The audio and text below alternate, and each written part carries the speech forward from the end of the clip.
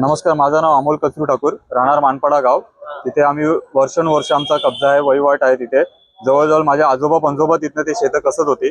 एक तिराईक व्यक्ती यशवंत ठाकूर म्हणून त्यांनी ते शेतं त्याच्या नावावर पेपरमध्ये टेम्परिंग करून सगळे ते सातबारे नावावर फिरवले। आणि त्याच्यानंतर एक परस्पर एक बिल्डर आहे रामेश्वर प्रसाद बिंदेसार गुप्ता म्हणून, त्याला ते जागा विकली, एकदम मातीच्या भावात विकली। आणि आम्हाला असं सांगितलं की तुमच्या कब्जाची जागा सोडलेली आहे किंवा तुमचे हिस्साचे पैसे सोडले, असे आम्हाला गुमराह करत गेले ते। आणि गुमराह करण्याच्या नादात त्यांनी जवळजवळ एक 8 जुलैला पहिले TLR सर्वे लावला, त्याला आम्ही फेटाळून काढलं।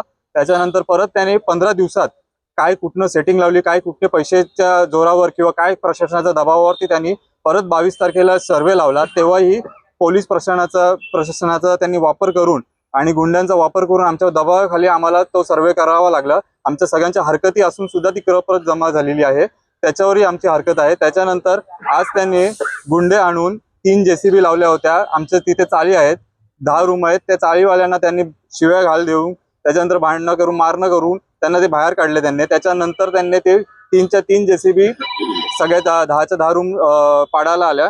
माझा भाऊ बघितलं त्यांनी, आणि त्यांनी आमच्या बंगल्यावरती सुद्धा अशी बोटं करून दाखवली की हे चाळी आणि हे बंगले हे सगळं तोडायचं आहे।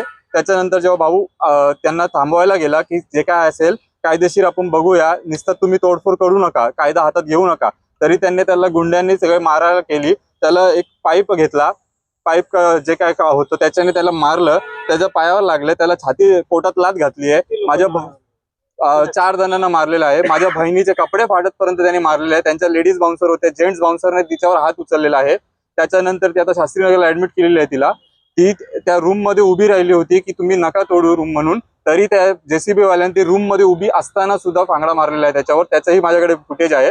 आणि आता आम्ही इकडे पोलीस स्टेशनला आलेलो आहे, सगळे आमचे वरिष्ठ सगळे गावातले आहेत की आमच्यावर जे काही अन्याय झालेला आहे त्याच्याबद्दल गुन्हे दाखल व्हावा, विनयभंगाची, परत त्याच्यानंतर आमच्यावर अटेम्प्ट टू मर्डरची केस लागावी त्यांच्यावर सगळ्यांवर।